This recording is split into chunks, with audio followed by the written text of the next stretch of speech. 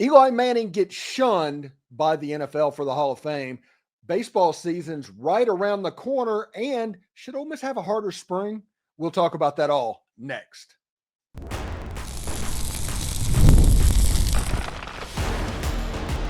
You are Locked On Ole Miss, your daily podcast on the Ole Miss Rebels. Part of the Locked On Podcast Network, your team every day.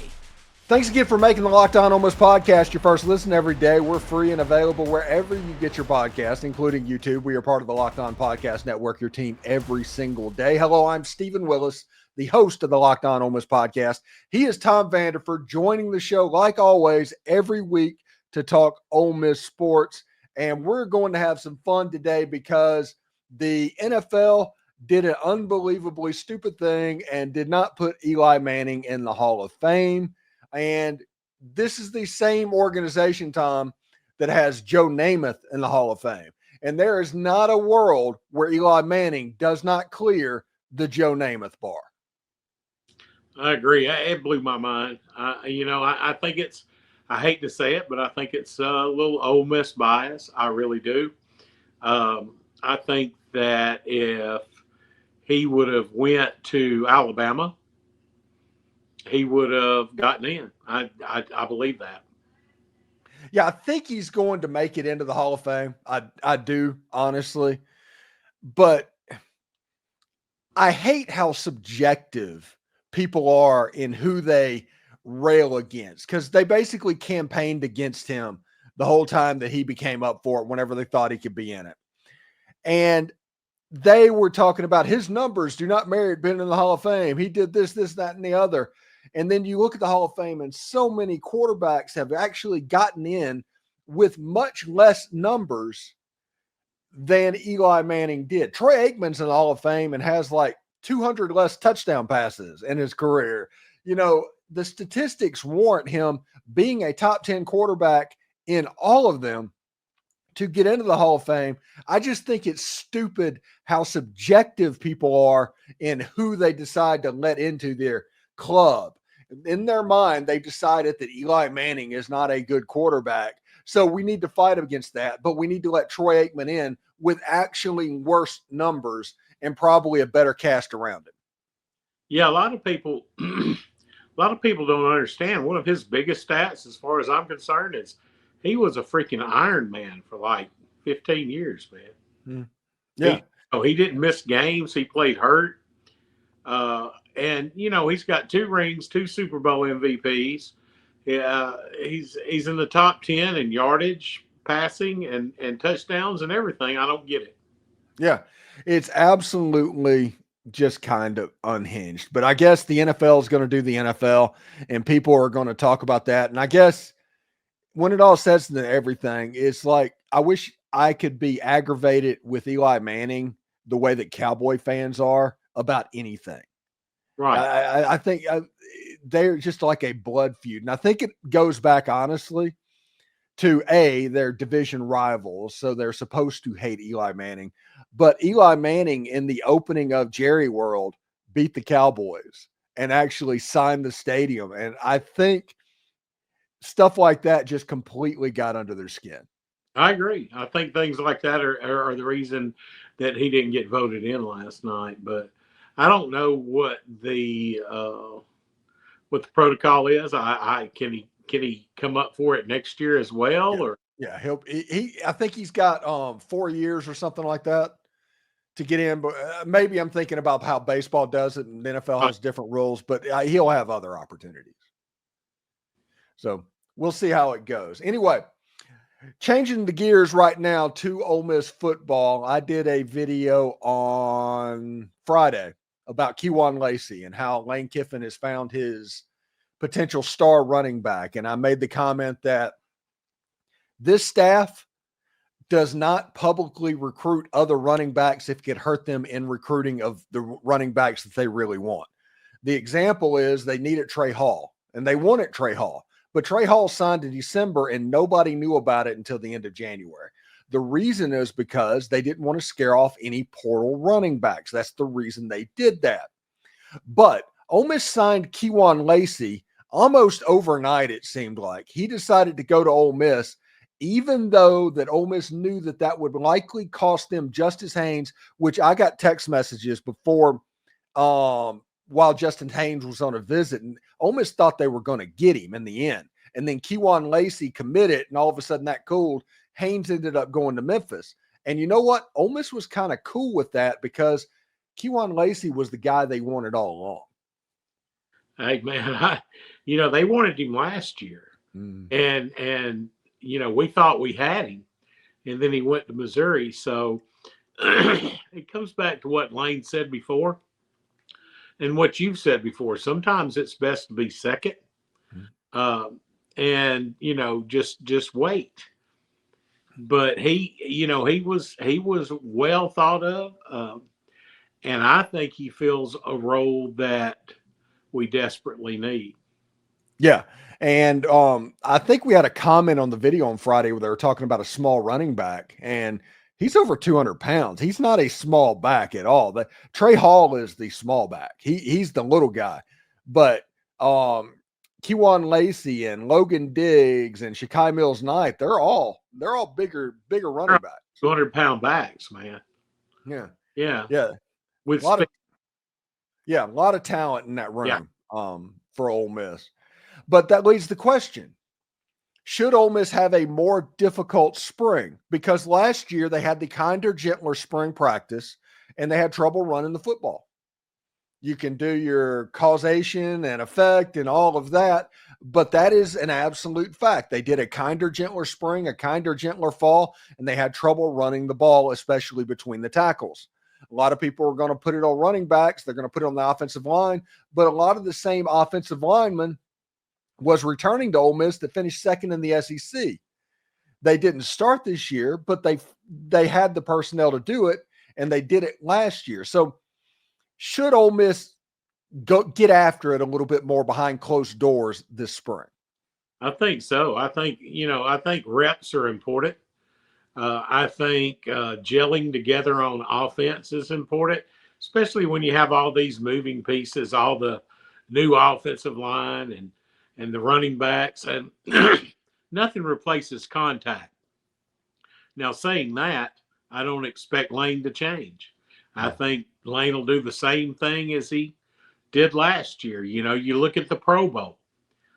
They don't even have, a real football game for the Pro Bowl anymore. Hey, we got a hot dog eating contest. Will Joey Chestnut get to 50 hot dogs this year? Yeah. I don't know. Yeah. I just, it was neat for one time, but I think we need to get back to the basics and have a real spring game where people are knocking each other's jocks off. That's what I think. Well, I think they need to have real spring practices. I don't know about the spring game, but they need to have 3 scrimmages that happen during the spring where they need to absolutely get after it. I agree. You got to know what you got, man. Because they didn't know what they had last year. They didn't. We read stories in the middle of August about them saying, we're still trying to figure out who our best 5 offensive linemen is. Yeah, you shouldn't have that going into the fall. You should at least have what you think's your starting 5 penciled in. Yeah. And we've got a lot of changes on the offensive line and shuffling, and I just hope Aiden Williams is good. At Mississippi State? Oh, I'm sorry. Well, I goofed up, guys. My brain's frying. What's the offensive lineman? Diego Pounds and Jaden Williams. Jaden Williams. See, yeah. Aiden. Give me. You left off a J. That's fine. Yeah. It happens. Anyway, when we come back, we'll continue to talk to Tom about the start of baseball season, which is finally less than a week away from opening day. And we'll talk a little bit about tonight's Super Bowl in just a second. But right now, I do want to let you know about Prize Picks. The big game is almost here, and there's no better way to make it even more exciting than with Prize Picks. It's the best place for daily fantasy sports. With over 10 million members and billions of winnings awarded, Prize Picks makes it fun and simple to get in on the action. Here's how it works. You pick more or less on at least 2 players' projections, and if you're right, you can win up to 1,000 times your cash.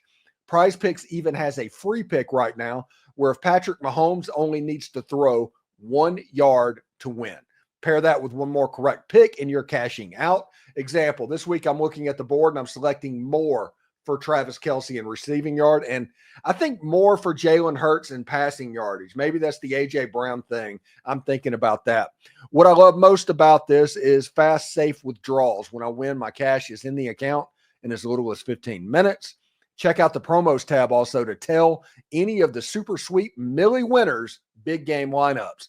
If you tell a lineup that goes 3 for 3, you can split a $1 million pot of promo funds. Download the app today and use the code LOCKEDONCollege to get $50 off instantly after you play that first $5 lineup. That's code LOCKEDONCollege for $50 instantly after you play that first $5 lineup. Prize Picks, run your game. And Super Bowl 59 is here, like it really is here today. 1 game, 2 teams, and endless possibilities. There's no better way to make every play more exciting than with FanDuel Sportsbook, whether it's predicting the first touchdown, calling the MVP, or even betting on the coin toss. FanDuel makes it easy to get in on the action. And with live betting all game long, you can adjust your bets as the game unfolds, and you can feel the thrill from kickoff to the final whistle. The live betting feature lets you stay involved no matter what happens on the field, and the app is super easy to navigate.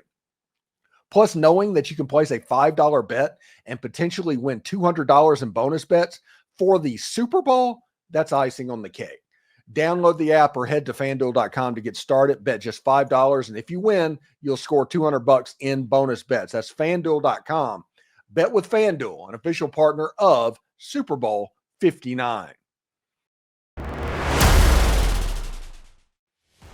Tom, it's absolutely crazy thinking about the fact that they are up to Super Bowl 59.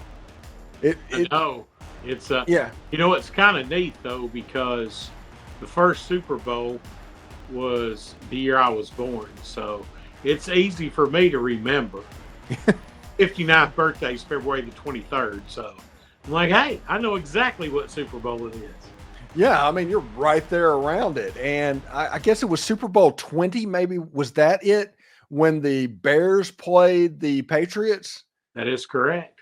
Yeah, and that's one that I remember. The first Super Bowl that I remember, the Dolphins or the Raiders beating the Redskins. I remember that a little bit, but mainly remember the next year, Dan Marino and the Dolphins taking on the 49ers. That's kind of the first Super Bowl that I actually really remember. Yeah, and I remember I was a Dolphins fan, and I remember thinking, well, Danny didn't get it this time, but he'll have plenty of other opportunities, and it never got one again. Of course, conversely, he's in the Hall of Fame. Yes, it absolutely is. And he deserves to be in the Hall of Fame because he threw some of the most unbelievable passes I've ever seen. Oh, yeah. But I remember that year that the Bears went to the Super Bowl 20, and played the Patriots and beat them down. The Bears only lost that year were to the Miami Dolphins, and everybody thought Miami and Chicago was on another collision course. And all of a sudden in the AFC Championship game, they just fell apart. Yeah, they did. The Patriots whooped them. Yeah, it was absolutely nuts. That was like Tony Eason and Steve Grogan and Ronnie Lepet. See, that's how I can remember that era of football, man. I was up on it then. And then the Dolphins had Duper Clayton and Nat Moore and all of those guys, like Nathan Wansley at running back. Yeah, I can remember all of that like it's nothing, but I couldn't tell you what I had for breakfast this morning, man. That's the same way with me. You know, people at work all the time are like, how do you remember that? I said, man, I'm a thesaurus of worthless knowledge. Yeah, that's me. That's me. I am an encyclopedia for Ole Miss football, but I couldn't tell you what I had for breakfast. Yep. So it's absolutely nuts. So in the game coming up tonight, Eagles and the Chiefs. Now, A.J. Brown for the Eagles, it's an easy Ole Miss tie-in for things to root for, but I just hate the Chiefs. Like the Eagles, like I used to live in Philadelphia, Pennsylvania, and when I was in the Navy and up there, so I grew a healthy hatred for all things Philadelphia sports teams. Just period. They're obnoxious. They're horrible. Philly fans are some of the worst that I've ever encountered in my life. I agree. And tonight, I am all Philadelphia in the Super Bowl. That is how much I hate the Chiefs. Me too. I you know, I'm probably like a lot of other people out there. It's obvious that they get a little home cooking from the officials. I'm talking about Kansas City. And I think people are just sick of it. Yeah. And honestly, they should be, because they do kind of get home cooking. And everybody says, well, the Chief actually gets called for more flags than the other team. But, yeah, not when it matters. That's not just, when yeah, you're right. That's just like the old Alabama. Just like the old Alabama with Nick Saban. They get called, but never when it counted. Yeah. And it's one of those situations to where if the NFL was trying to help Kansas City, it would be calls when it mattered. It wouldn't be in the second quarter of a game. Right. So we'll see how it actually goes. Remember, in the last Super Bowl that they played against each other, the Eagles had a chance to win that game, got called. There was 2 phantom calls at the end that allowed Kansas City to win that game. So we'll see. I like this Philadelphia team. I think Saquon Barkley is going to be a hoss, and I think this is the game that A.J. Brown kind of like really flexes. I agree. I can't wait to see AJ, And they didn't have Saquon the last time they played. I think he's the difference maker. And I think that the Eagles will win. Yeah. Should be good. All right. So baseball season starts this week. Actually today, by the way, Tom, the Cubs and the Dodgers pitchers and catchers report. So this is the first season, I think, in our lifetime to where baseball season actually started before football season ended. It's kind of weird, isn't it? Yeah, it's weird to think about, but it's because Chicago and LA are playing in the Japan series a little bit ahead of time. So because of that, they report a little bit early. Everybody else reports on the 12th. And Ole Miss actually plays this weekend in Arlington, Texas.